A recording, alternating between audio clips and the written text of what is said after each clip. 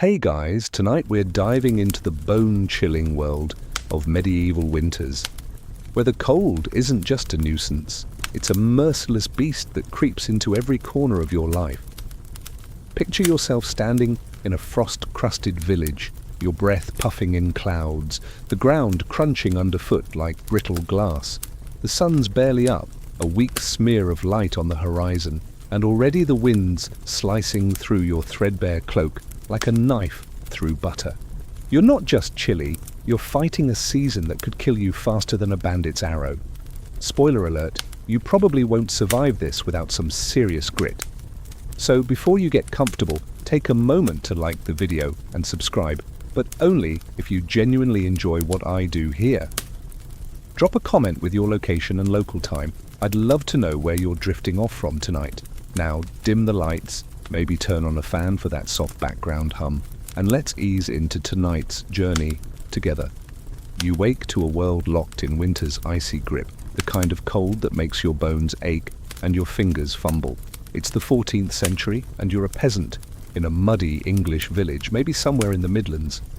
The air stings your face as you step outside your hut, the dawn light barely piercing a sky heavy with grey clouds, promising more snow. Your home's a wattle and daub shack, walls smeared with clay and straw, a thatched roof that leaks when the thaw comes. The wind howls through gaps in the walls, and the fire in the centre of your dirt floor spits more smoke than heat. You pile on every scrap of clothing you own, tunic, leggings, a woolen cap, but it's not enough. The cold's a living thing clawing at you, and you're already dreaming of a warm broth you don't have. Winters back then weren't just inconvenient, they were deadly. Historical records, like chronicles from the 1300s, describe winters so harsh that entire villages could be snowed in for weeks, with temperatures plunging far below freezing.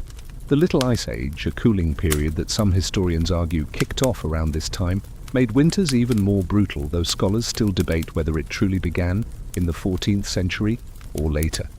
Either way, you're feeling it now, your toes are numb, and you're not sure if it's frostbite or just the usual misery.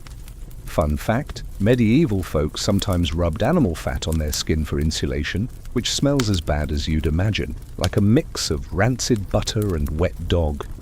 Bet you're glad for modern heating right about now, huh? You trudge through the village, the snow crunching under your worn leather shoes. The path is a frozen slurry of mud and ice, and every step risks a slip that could leave you sprawled in the muck. You pass other villagers, their faces wrapped in scraps of cloth, eyes squinting against the wind. Nobody's chatting, it's too cold for small talk. Your goal is simple, check the woodpile. Fire's your lifeline, but gathering fuel in winter is a nightmare. Forests are stripped bare by December, and you're left scavenging twigs or breaking apart furniture you can't afford to lose. One quirky tidbit, some villagers burned dried dung when wood ran out, which kept them warm but made their huts smell like a barnyard's bad day. The cold shapes everything you do. You can't just pop to the store for groceries, there are no stores, and the fields are barren. Your family's huddled around the fire, trying to stretch last autumn's grain into another meal.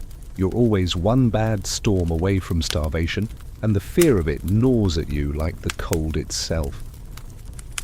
Historians still argue whether climate shifts or poor farming practices made winters so deadly, but you don't care about the why, you just want to make it to spring. You toss another stick on the fire, the smoke stinging your eyes, and wonder how anyone survives this. Spoiler, many don't. But you're stubborn, and you've got a long winter ahead. You're still shivering in that flimsy medieval hut, the wind whistling through the cracks like a ghost with a grudge. The fire's barely holding its own against the cold, and you're wrapped in every rag you call clothing, yet your teeth chatter like a minstrel's tambourine. Your home's a wattle and daub box, walls patched with mud and straw, but it's about as insulating as a sieve. The thatched roof sags under snow, and every gust shakes loose a dusting of frost onto your head. You're learning fast that medieval winters don't just test your patience, they test your will to keep breathing. These huts were standard for peasants in the 1300s, built with whatever was at hand. Sticks, clay, maybe some cow dung for good measure. Historical records, like tax rolls from England's Domesday Book era, show most villagers lived in one-room dwellings, maybe 15 by 30 feet, shared with family, livestock, and the occasional rat. No insulation, no glass windows, just wooden shutters that rattle in the wind. You huddle closer to the fire, the smoke curling up to a hole in the roof that's supposed to vent it, but mostly just invites more cold. The heat barely reaches the corners of the room, where your kids are curled up on straw pallets, their breath visible in the dim light. You joke to yourself that at least the rats are too frozen to steal your last crust of bread. Small mercies, right? The quirky thing? Some folks stuffed their walls with moss or old rags to block drafts, which worked about as well as using a paper towel to stop a flood. It's a desperate move and you're tempted to try it, but gathering moss means trudging through knee-deep snow, and you're already exhausted. Your hands are chapped, knuckles cracked from the dry cold, and you're starting to understand why medieval life expectancy hovered around 30. The wind's howl feels personal now, like it's daring you to step outside. You don't want to, but you need to check the door. Last night's storm nearly blew it off its leather hinges. Historians still argue whether shoddy building techniques or scarce resources made these homes so vulnerable. Was it just poverty, or did medieval builders underestimate winter's wrath? Either way, you're living the consequences. You shove a bundle of straw against the door to block a draft, but it's like trying to bail out a sinking ship with a spoon. The cold seeps through every surface, floor, walls, even the roof. You're burning through your woodpile faster than you'd like, and the forest is a frozen maze you'd rather not brave. Your neighbor, old Edith, swears by a trick she heard from a traveling monk. Hang a horsehide over the doorway for extra warmth. It smells like a barnyard's armpit, but you're desperate enough to consider it. You glance at your family, their faces pale in the firelight. The kids are quiet, too cold to complain, and your spouse is mending a cloak that's more holes than wool. You try to lighten the mood, muttering, "Well, at least we're not paying rent for this icebox." Nobody laughs. The truth is, your huts are losing battle against winter. You've heard tales of wealthier folk, merchants, maybe minor lords, who have stone houses with proper hearths. Must be nice, you think, but that's a world away. For you, it's about surviving the night, then the next, then the one after that.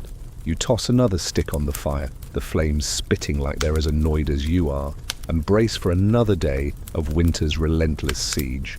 You're still in that drafty hut, the fire crackling weakly as the winter wind howls outside like a wolf that's missed breakfast. Your stomach's growling louder than the storm, though, because food is running dangerously low. You're staring at a sack of grain that's more weevil than wheat, trying to figure out how to stretch it for another week. The cold's bad enough, but hunger? That's winter's cruelest trick, turning every night into a slow battle against an empty belly. You're huddled by the firelight, your family's faces gaunt, and you're wondering if you'll all make it to spring. In the medieval world, food shortages were a brutal reality of winter. Chronicles from the 14th century, like those from the Great Famine of 1315 to 1317, describe how harsh winters wiped out stored crops and left villages starving. You've got a small stockpile from autumn, some barley, a few turnips, maybe a bit of salted pork if you're lucky, but it's nowhere near enough. The harvest was meager this year thanks to a wet summer, and now the snow's buried any chance of foraging. You're down to one meal a day, a watery gruel that tastes like regret and sticks to the pot. You joke to yourself that at least the weevils add some crunch. Protein's protein, right? The quirky tidbit here is that some desperate souls ate famine foods like tree bark or boiled leather. You're not there yet, but you're eyeing your old boots and wondering how they'd taste with a pinch of salt. The thought makes you grimace, but hunger's a powerful motivator.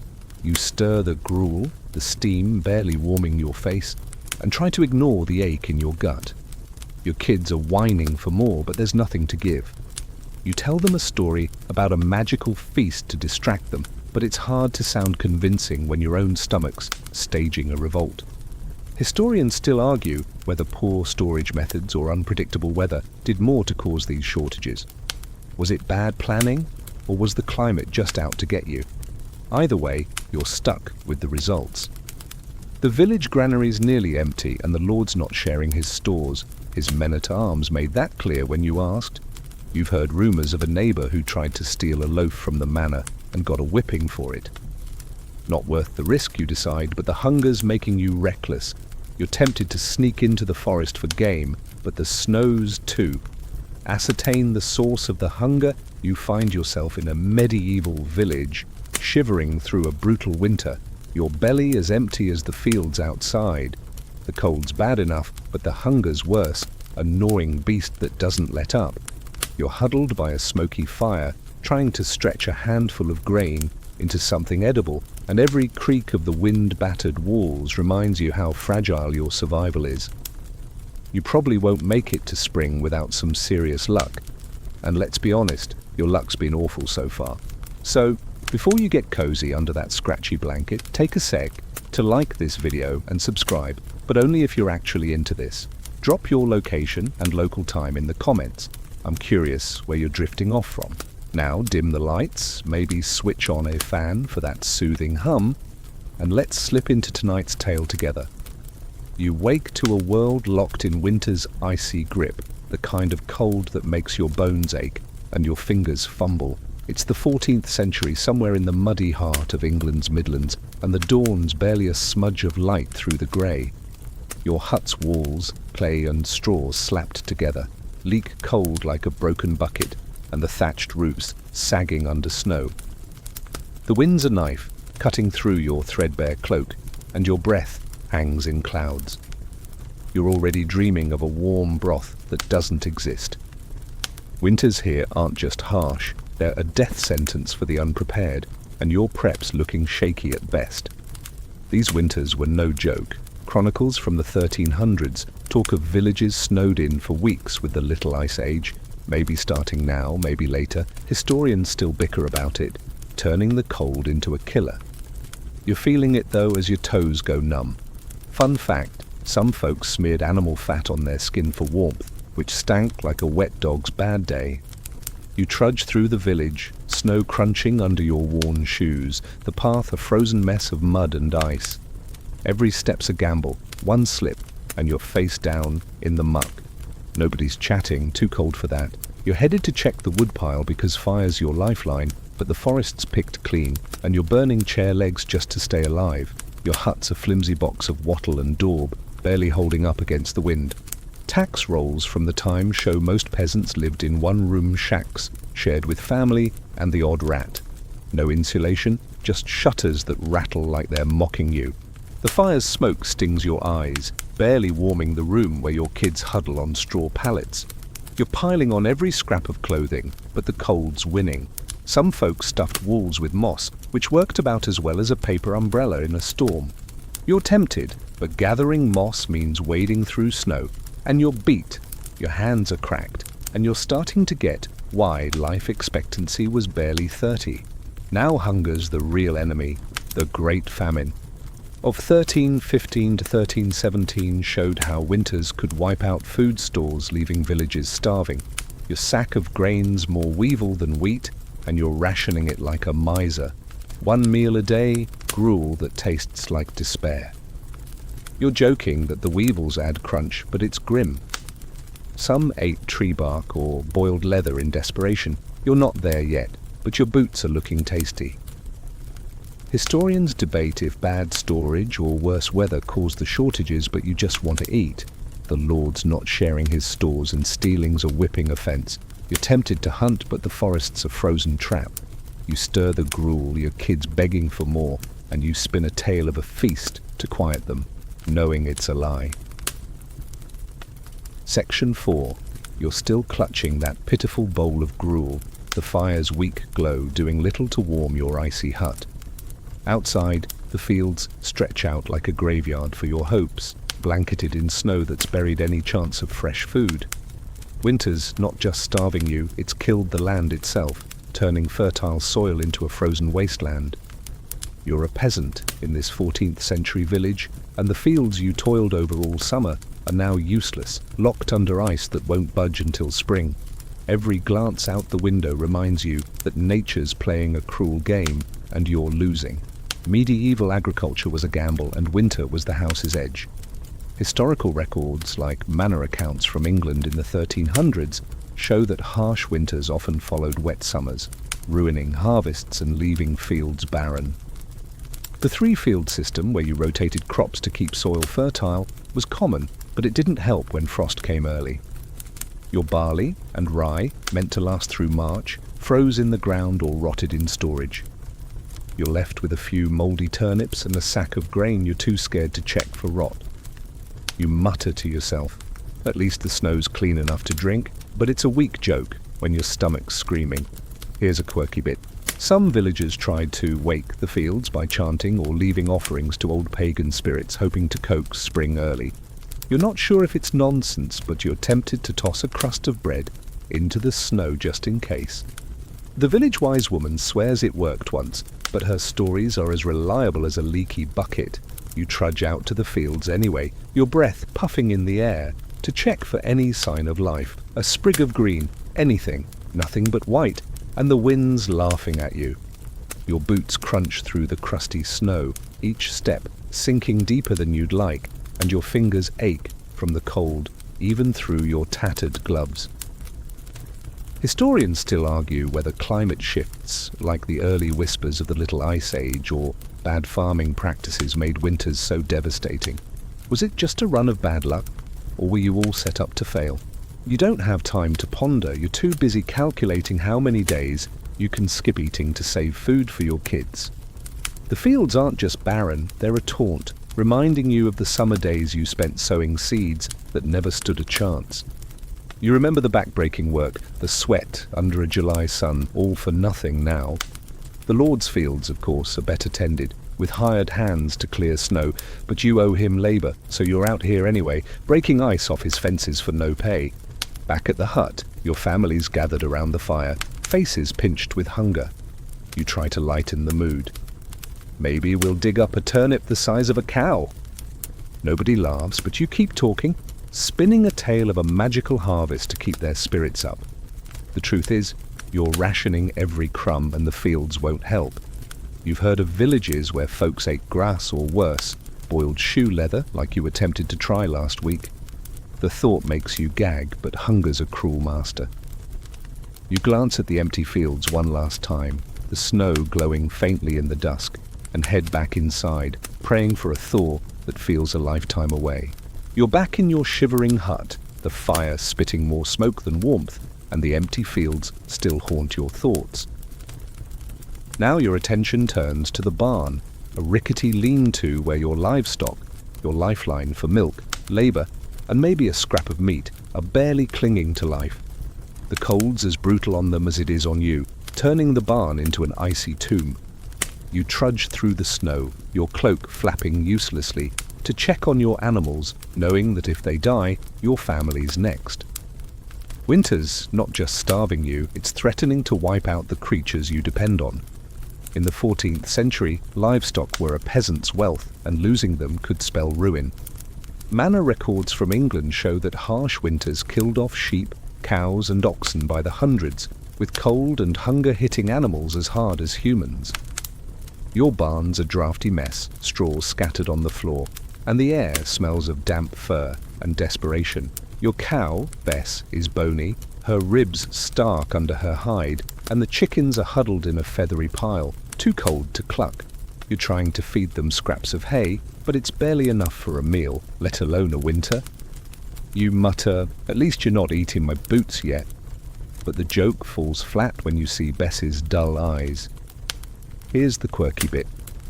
Some farmers believe tying herbs like thyme around their animals' necks would ward off sickness or cold. You're skeptical, but you've got a sprig of something wilted tucked in your pocket, and you loop it around Bess's neck, just in case.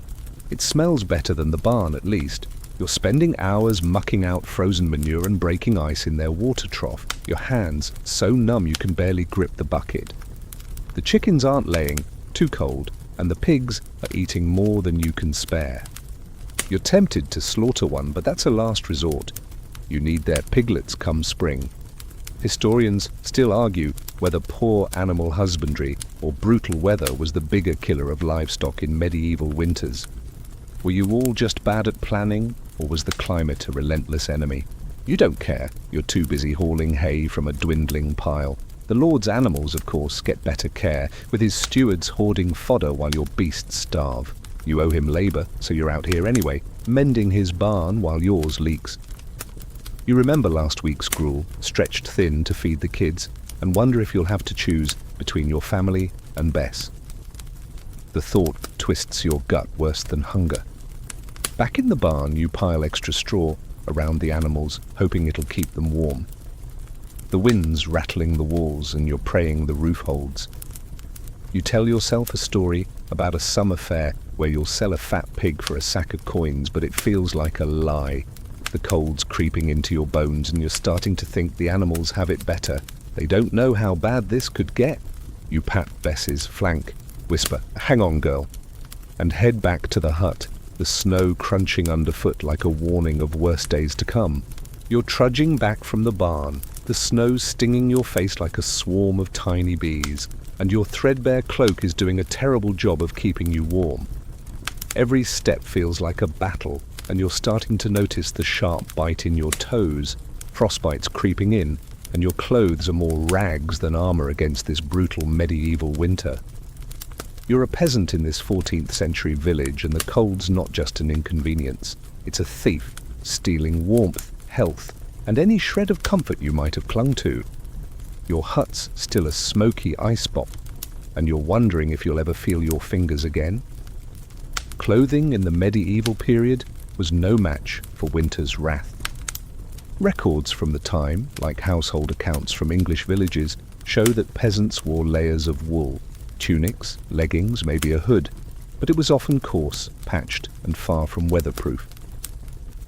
Your cloak's a sad scrap of wool, frayed at the edges, and your shoes are leather wraps that soak through in minutes. You're shivering so hard you can barely tie a knot to secure your hood. You joke to yourself, "At least I'm too cold to care about the smell." But the truth is, your clothes reek of smoke and sweat, and they're doing nothing to stop the cold from sinking into your bones. Here's a quirky tidbit. Some folks stuffed their shoes with straw, or even dried moss to keep their feet warm, which worked about as well as a paper hat in a rainstorm. You've tried it, and now your boots are a soggy mess of straw and ice. Your fingers and toes are turning a worrying shade of grey, and you've heard stories of villagers losing digits to frostbite. The local healer says to rub snow on the affected areas, terrible advice, but you're desperate enough to consider it. You're wrapping your hands in scraps of cloth, but the wind cuts through like a blade, and you're starting to understand why winter was a season of dread. Historians still argue whether inadequate clothing or lack of access to better materials made winters so deadly for peasants. Was it just poverty, or did they not know how to craft warmer gear? You don't have time to debate. You're too busy trying to keep your toes attached. The Lord's men, of course, have thicker cloaks and fur-lined boots, strutting past while you shiver. You owe him labour, so you're out here anyway, hauling wood in clothes that might as well be tissue paper. You remember Bess the cow, a herb necklace from last night, and wonder if you should try the same trick for yourself. Probably smells better than your cloak, at least. Back at the hut, your family's bundled in every scrap of fabric you own, looking like a pile of walking laundry. You try to lighten the mood. We're the coziest scarecrows in the village. Nobody laughs, but you keep talking, promising a warm spring that feels like a fairy tale. The truth is, frostbite's a real threat, and you're checking your kids' fingers for that telltale numbness. You've heard of villagers who lost feet to the cold, hobbling on stumps come summer. You pull your cloak tighter, ignoring the holes, and stoke the fire, praying it'll last the night. The wind's still howling, and you're already dreading tomorrow's trek through the snow. You're hobbling back to your hut, your frost-nipped toes throbbing with every step, the tattered cloak flapping uselessly against the biting wind. Inside, the air's thick with smoke and the faint stench of unwashed bodies. But it's the creeping dread of sickness that's got you worried now. Winter's not just freezing your bones, it's turning your village into a breeding ground for illness, where a cough can be as deadly as a sword. You're a peasant in this 14th century nightmare, and the cold's dark partner, disease, is lurking in the shadows, ready to strike. Medieval winters were a perfect storm for sickness. Chronicles from the period, like those detailing the Black Death's aftermath, note that cold months brought waves of respiratory illnesses, fevers, and worse, especially in cramped, smoky huts. You're coughing already, a dry hack that won't quit, and your youngest is sniffling, her face pale against the straw pallet.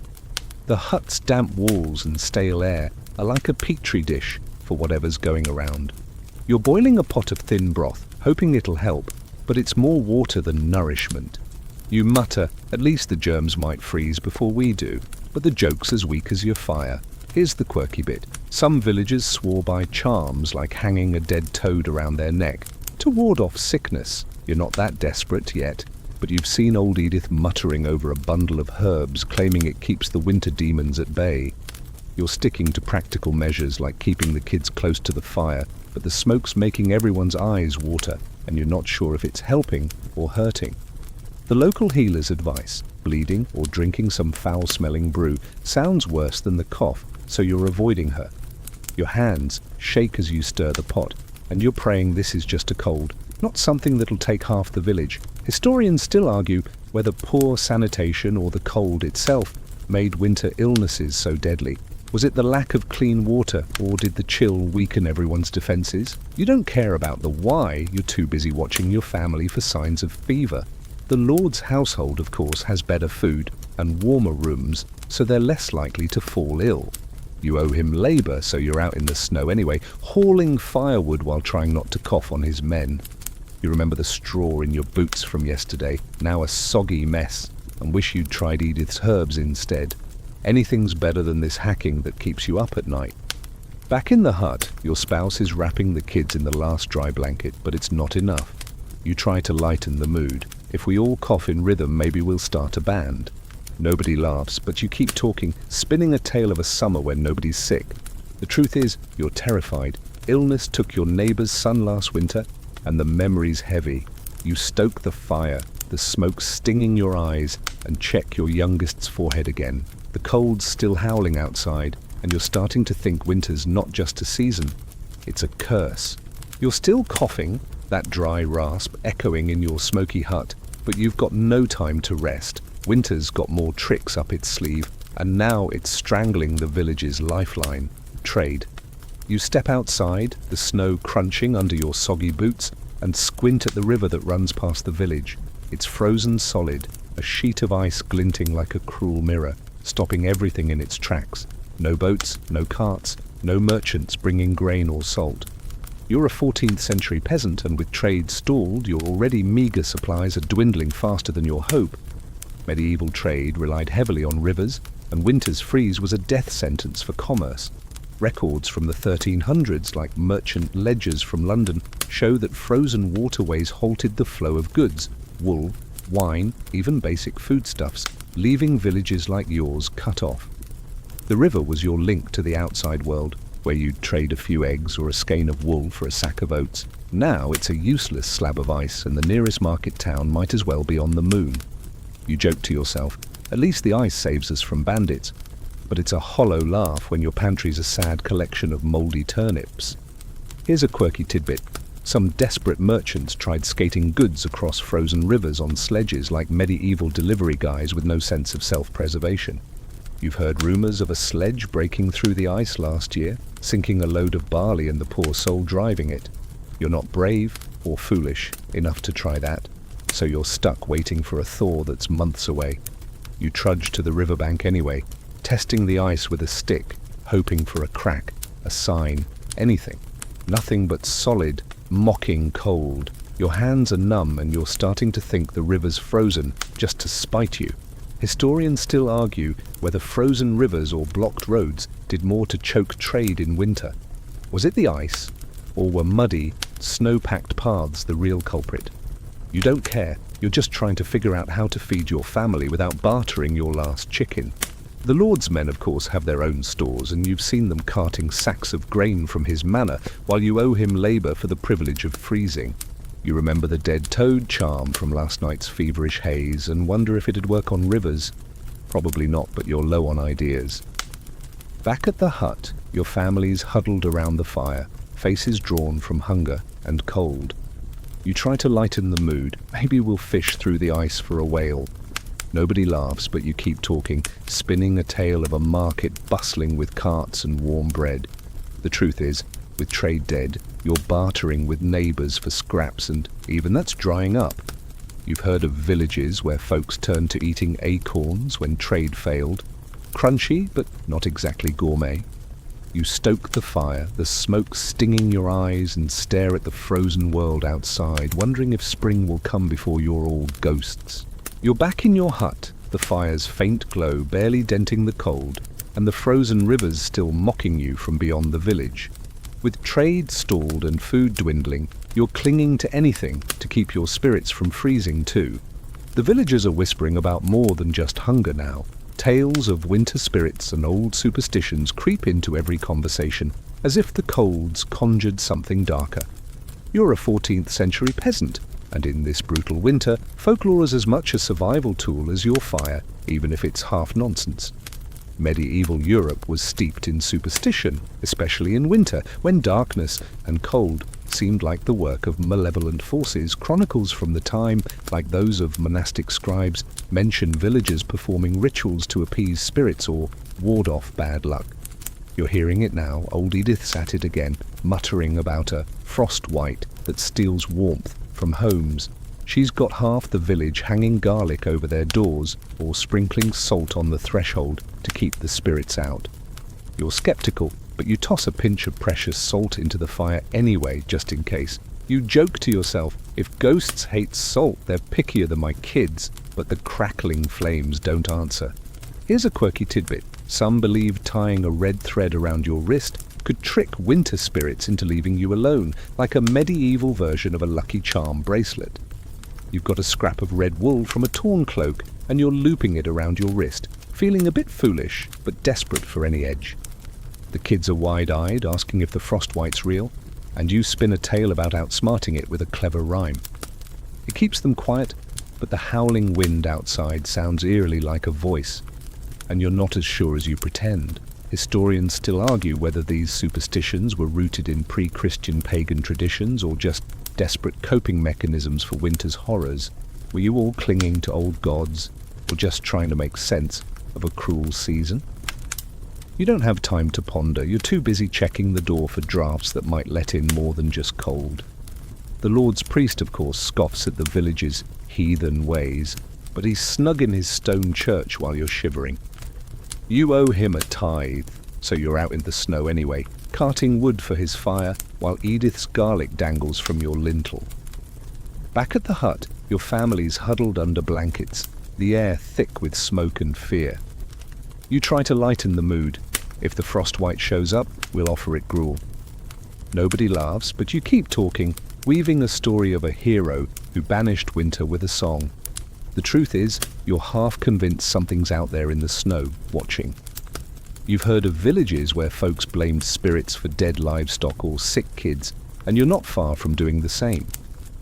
You stoke the fire, the red thread itching your wrist, and listen to the wind, hoping it's just the cold and not something worse. You're still shivering in your smoky hut, the red thread on your wrist feeling more like a placebo than protection against whatever's howling in the wind.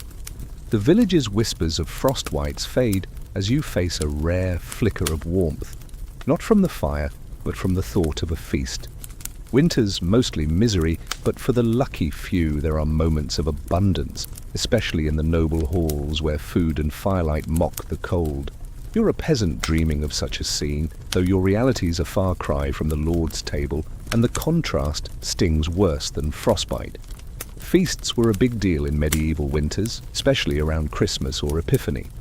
Manor records from the 1300s describe lords hosting lavish banquets with roasted meats, spiced wine, and bread so white it'd make your mouldy barley gruel weep.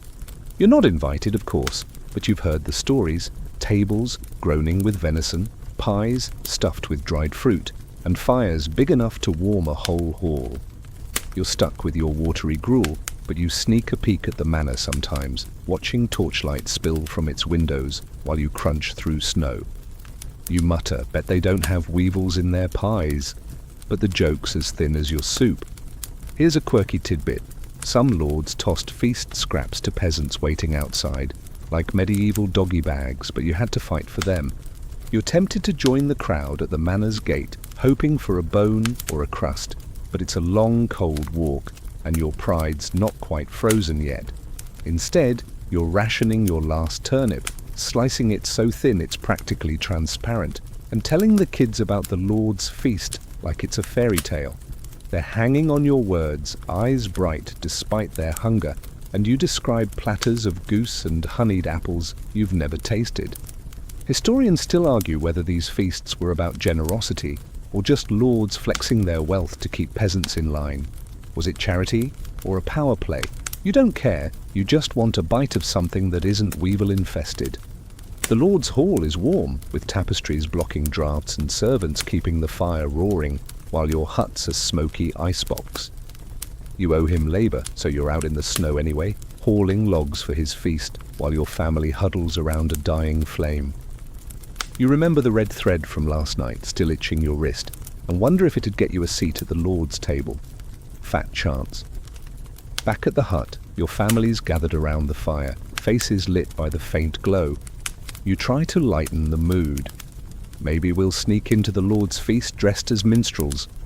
Nobody laughs, but you keep talking, spinning a tale of a magical banquet where everyone eats their fill. The truth is, you're starving, and the manor's warmth feels like a cruel taunt. You've heard of peasants who got sick from eating spoiled feast scraps, but you're hungry enough to risk it.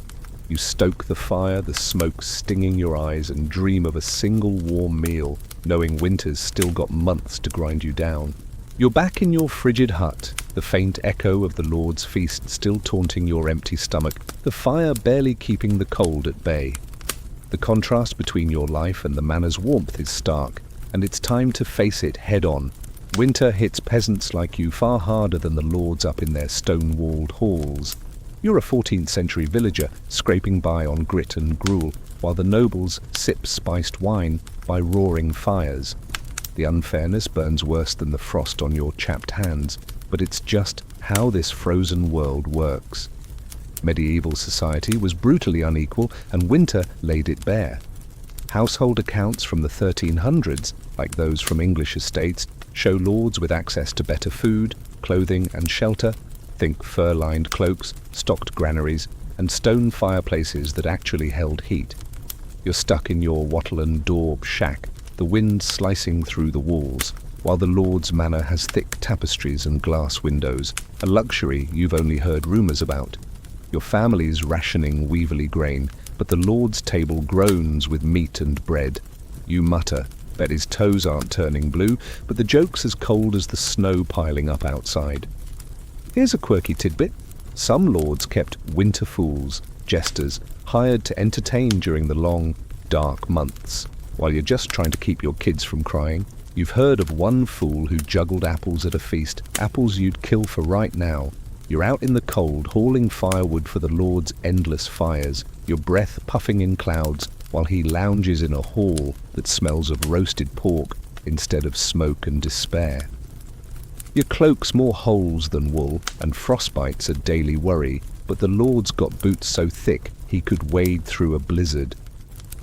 Historians still argue whether lords' relative comfort came from exploiting peasants or just better resource management.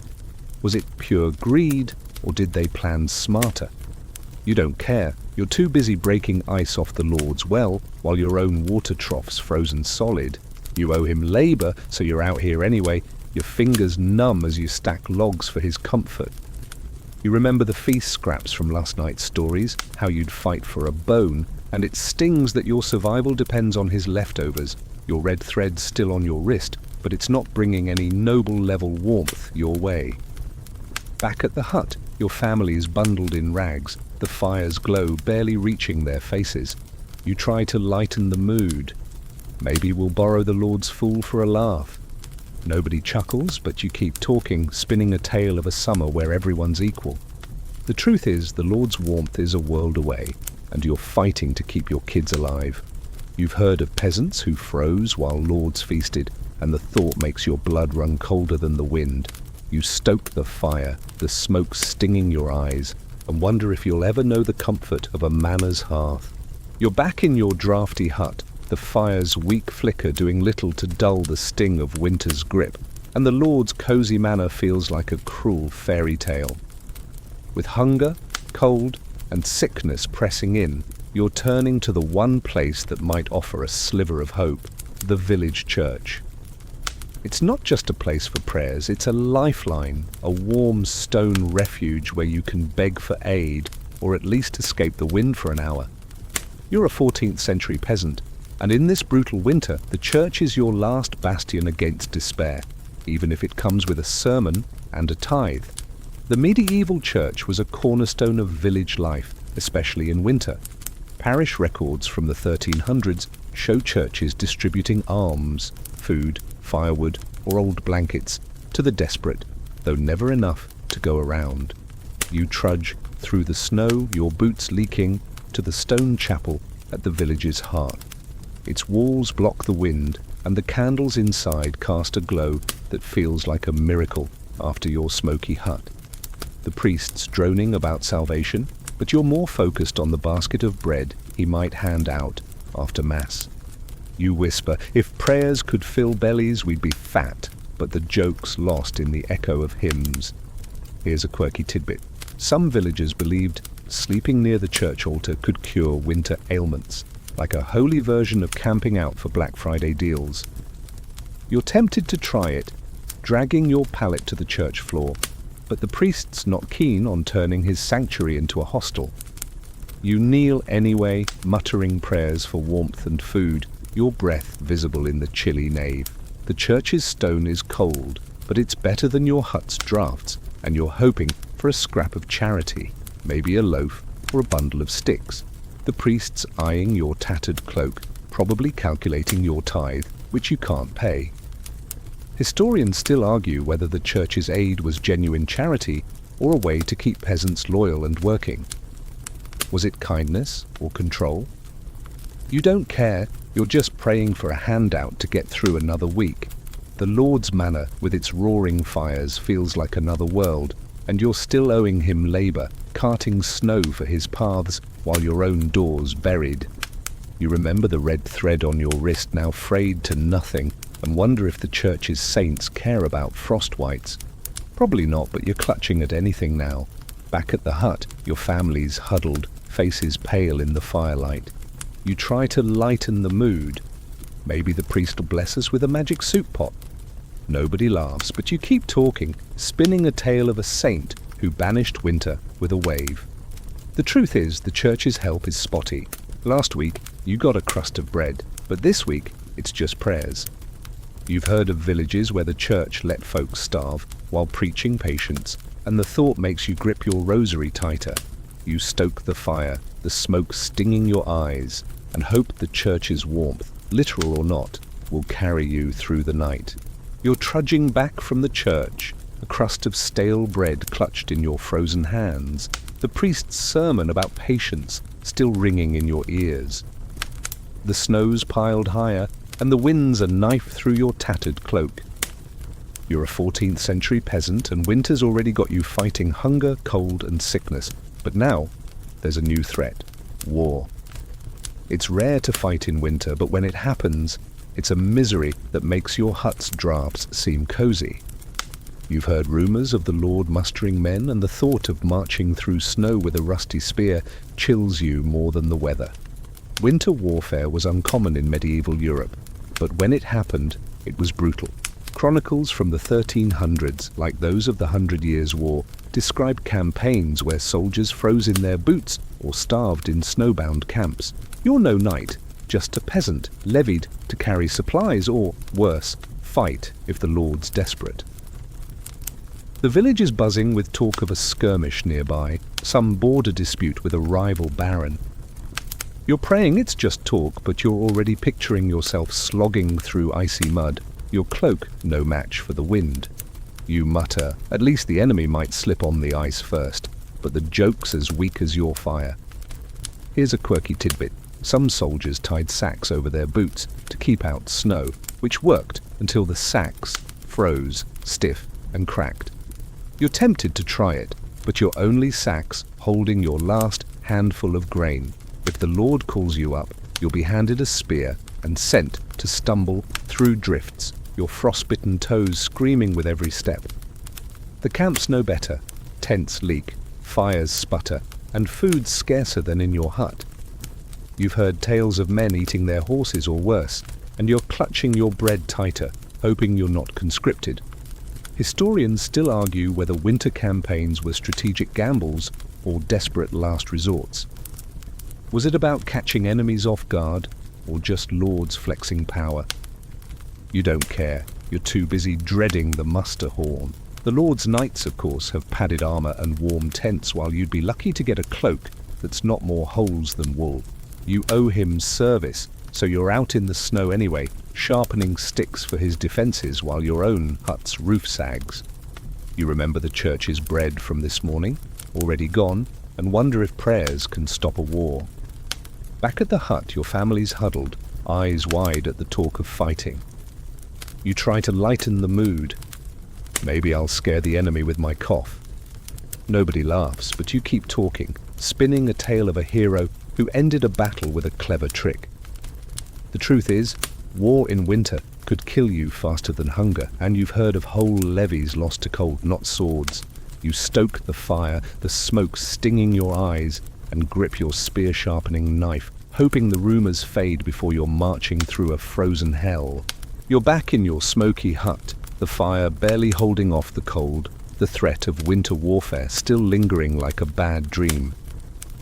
The snow outside hasn't let up, piling against your door like a jailer, but there's a faint shift in the air, a whisper of hope that spring might be creeping closer. You're a 14th century peasant, and after months of brutal winter, you're desperate for any sign that this frozen nightmare is loosening its grip. You squint at the sky, searching for a break in the clouds, clinging to the smallest hints of a thaw. In medieval Europe, the end of winter was a lifeline, though it came slowly. Chronicles from the 1300s, like those from monastic weather records, note villagers watching for signs like melting icicles or birds returning, signaling spring's approach. You're out in the village, your boots sinking into slushy snow, checking for those signs. The river's ice is still thick, but you swear you hear a faint trickle beneath it. The trees are bare, but their branches don't snap as easily in the wind. You mutter, maybe the frostbite's getting tired, but the joke's more for your own courage than humor. Here's a quirky tidbit. Some villagers believed a single blooming snowdrop flower could break winter's spell, and they'd scour the woods for one. You're not that superstitious, but you're tempted to hunt for a snowdrop anyway, if only to give your kids something to hope for. You trudge to the edge of the forest, your cloak damp from melting snow, and scan the ground. Nothing yet, but the air feels a touch less sharp, and you're clinging to that. The village is stirring too. Old Edith's out, claiming she saw a sparrow, a sure sign of spring. You're not convinced, but you'll take any good news. Historians still argue whether these early spring signs were reliable or just desperate wishful thinking. Did you trust nature's cues, or were you all just seeing what you wanted? You don't care. You're too busy checking the fields for any hint of green under the snow. The Lord's men, of course, are already planning to sow his fields first while yours stay buried. You owe him labor, so you're out here anyway, clearing slush from his paths while your own hut's door is half frozen shut. You remember the red thread on your wrist, now a faded rag, and wonder if it's brought you this far. Back at the hut, your family's gathered around the fire, their faces a little less pinched. You try to lighten the mood. Maybe we'll plant snowdrops and eat like lords. Nobody laughs, but you keep talking, spinning a tale of a spring festival with warm sun and full bellies. The truth is, winter's not done yet, and you've heard of late frosts that killed early crops, dashing hopes. You stoke the fire, the smoke stinging your eyes, and check the sky again, praying that faint warmth isn't a cruel trick. You're still in your creaky hut, the fire's embers glowing faintly, and that faint promise of spring from yesterday feels like a fragile thread holding you together. The snow's still deep, but there's a softness in the air, a whisper of thaw that makes you dare to hope winter's grip is loosening. You're a 14th century peasant, and after months of fighting cold, hunger, and despair, you're ready to believe in tomorrow. You step outside, the slush sucking at your boots, and search for signs that you've outlasted this brutal season, your heart lifting despite the chill. Medieval records, like those from village priests in the 1300s, describe the relief of spring's first signs: melting streams, budding trees, a warmth that felt like a gift from above. You're noticing it now. The icicles on your roof are dripping, each plink against the snow a tiny victory. The river's ice is cracking, and you spot a brave sparrow flitting through the bare trees. You're not out of the woods yet. Winter's got a habit of one last cruel snap, but you're starting to believe you might make it. You mutter, bet the frostwhite's packing its bags, but the joke's more hope than humour, and you're okay with that. Here's a quirky tidbit. Some villagers held thaw dances, stomping in circles to wake the earth for spring. You're not dancing, your toes are still sore from frostbite, but you're humming a tune as you clear slush from your door, imagining a field green with barley. The kids are perkier, asking about planting season, and you're weaving tales of a harvest so big you'll need a new barn. The truth is, you're still rationing Weevilly grain, but the melting snow feels like a promise. You check the fields, hoping for a patch of bare soil, and find a single blade of grass poking through. It's enough to make you smile. Historians still argue whether these early thaws were true turning points, or just cruel teases before late frosts. Was it hope or nature's trick? You don't care. You're too busy planning to sow your seeds, praying the Lord doesn't claim half your crop. His manor's already buzzing with plans for spring, while you're still owing labour, hauling tools for his fields. You remember the church's bread from days ago, the faint warmth of its stone walls, and feel a flicker of gratitude for making it this far. Your red thread's gone, lost to the snow, but you don't need it anymore. Back at the hut, your family's gathered, their faces softer in the firelight, the air less heavy with fear. You try to lighten the mood. We'll be swimming in soup by summer. They actually chuckle, and you keep talking, painting a picture of warm days and full bellies.